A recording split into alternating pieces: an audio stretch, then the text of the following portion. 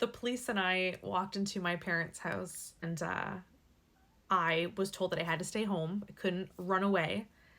I tried to explain that I did not run away, that I had been kicked out, but my parent said I was lying, and therefore my parent was believed. And they gave me all this hell about running away next door.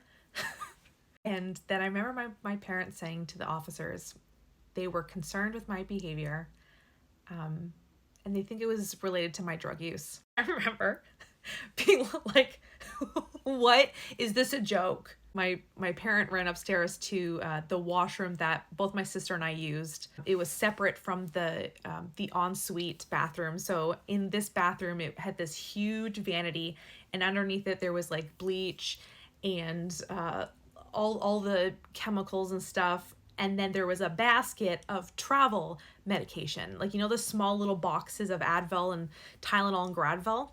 My parent brought down this package of Gravol, like a 10-pack, and a small package of, I think it was Tylenol, and said, I found this in my daughter's bathroom. And then the officer said to my parent that kids these days were mixing things together to make a different drug. And I remember just standing there and being like, what? I know that I sounded sarcastic and cocky in the moment because I couldn't believe what I was hearing. And I honestly didn't know how else to react. At this point, I had no trust in my parent. I didn't respect them. I wanted nothing to do with them. So I would get up in the morning, not speak to them.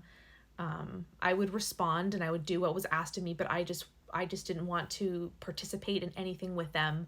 But narcissists don't like that. They can't stand when they're not getting the reaction that they want. So it was deemed by them that I needed therapy because I was shutting down. And I still remember my thought process during the whole situation, and I was not shutting down. I was happy at school. I loved the close friends that I had. I loved my teachers.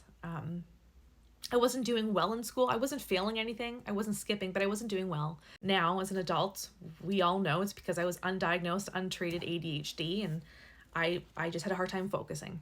I didn't understand math and I didn't understand science. I still don't to today. My parent took me to this therapist or psychiatrist, something, and I was alone with them in a room. And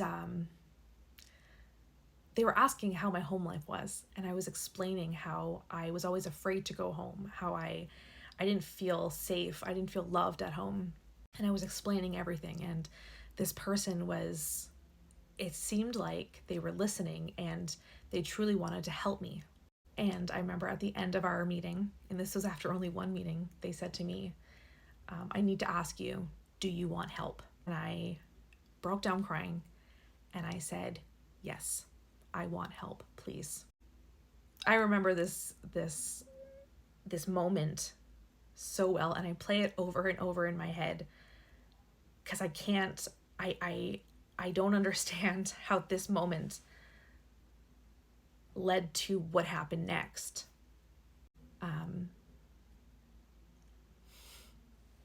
It was winter at this point. I'm guessing it was the Christmas break. And my mom had me go stay at my nan and pa's house. At the end of the break, my nan told me that my parent was coming to pick me up. I remember just feeling sick to my stomach. And she seemed nervous, which made me nervous.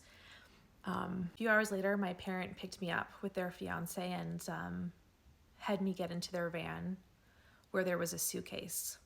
They didn't talk to me for the whole car ride. I asked a few times where we were going, and they wouldn't tell me where we were going, but there was a suitcase, and I knew it was for me.